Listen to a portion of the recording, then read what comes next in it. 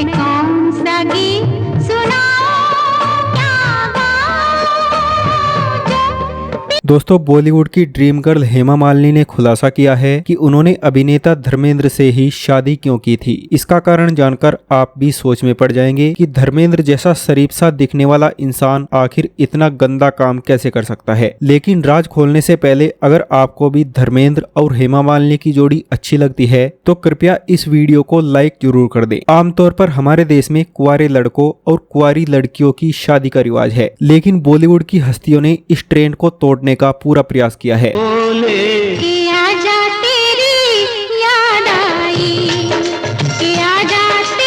Film industry में कई ऐसी अभिनेत्रियां हैं जिन्होंने शादीशुदा मर्दों को अपने जीवन साथी के रूप में चुनना पसंद किया है। दूसरे जमाने से लेकर नए दौर तक कई एक्ट्रेस ऐसी हैं जिन्होंने समाज की परंपरा से अलग हटकर एक ट्रेंड सेट किया है। जी हाँ, हम यहाँ बात कर रहे हैं हेमा मालिनी और धर्मेंद्र के बारे में। लेकिन दोस्तों, हेमा मालिनी और धर्मेंद्र का वो राज खोलने से पहले आपको बता दें कि इन दोनों की लव स्टोरी किसी फिल्मी प्रेम कहानी से कम नहीं है। दोनों की उम्र के बीच 13 साल का फासला है। यही नहीं, हेमा से शादी करने के लिए धर्मेंद्र ने अपना धर्म और नाम तक बदल लिया था। लेकिन यह सब इतना आसान नहीं था। फिल्मों में आने से पहले ही धर्मेंद्र की शादी प्रकाश कौर से हो चुकी थी। दोनों के 4 बच्चे सनी, बॉबी, विजेता और अजीत हैं। फिल्म की शूटिंग के दौरान उनकी मुलाकात हेमा मालिनी से हुई और साथ काम करते करते ये दोनों एक दूसरे को दिल दे बैठे। कोई हसीना जब रूठ जाती है तो और भी हसीन। धर्मेंद्र और हेमा मालिनी की शादी को लगभग 41 साल बीत चुके हैं और दोनों की जोड़ी आज भी जबरदस्त लगती है। आज भी बसंती और वीरू की जोड़ी को देखने के लिए उनके चाहने वालों का सैलाब उमड़ जाता है। लेकिन क्या आप जानते हैं कि दोनों के लिए शादी करके हमेशा के लिए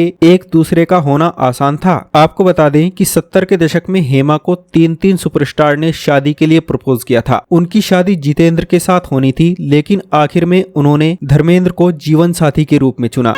नागन सा रूप है तेरा, मैं बन के प्रेम। तो आइए जानते हैं कैसे कंप्लीट हुई हेमा मालिनी और धर्मेंद्र की लव स्टोरी। दोस्तों, 70 के दशक में संजीव कुमार और हेमा मालिनी के अफेयर की खबरों ने खूब सुर्खियां बटोरी। संजीव कुमार हेमा मालिनी से मन ही मन प्यार करते थे, लेकिन हेमा का नाम लगातार धर्मेंद्र से जोड़ा जा रहा था। वहीं हेमा के घर वाले दोनों के रिश्ते को स्वीकार करने के लिए तैयार नहीं थे। इसीलिए संजीव कुमार ने अपने माता पिता को हेमा मालिनी के घर शादी का प्रस्ताव लेकर भेज दिया। लेकिन हेमा की मां ने यह कहकर रिश्ते से मना कर दिया कि उनकी बेटी की अभी शादी की उम्र नहीं है। जिसके बाद संजीव कुमार ने जितेंद्र को हेमा के घर शादी का प्रस्ताव लेकर भेजा। फिर क्या था, हेमा को समझाने पहुंचे जितेंद्र का दिल उन पर आ गया। संजीव को मना करने के बाद जितेंद्र को लगा कि हेमा मालिनी शायद उन्हें हाँ कह देंगी और उन्होंने भी हेमा को प्रपोज कर दिया। उम्र है और प्यार का मौसम।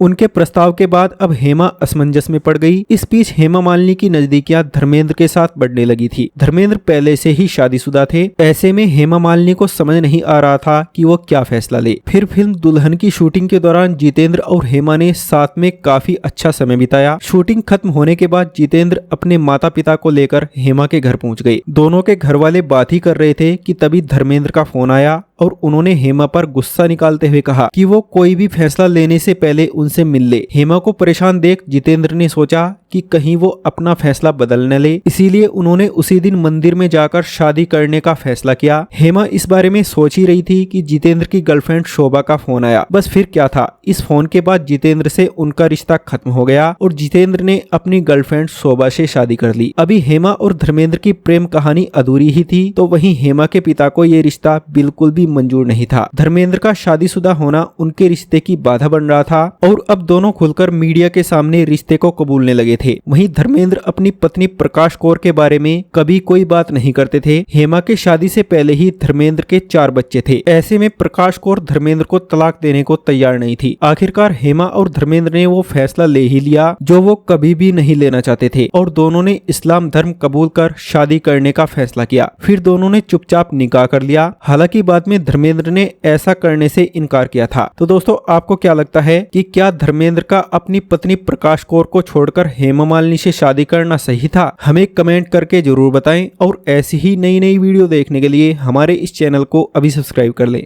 धन्यवाद।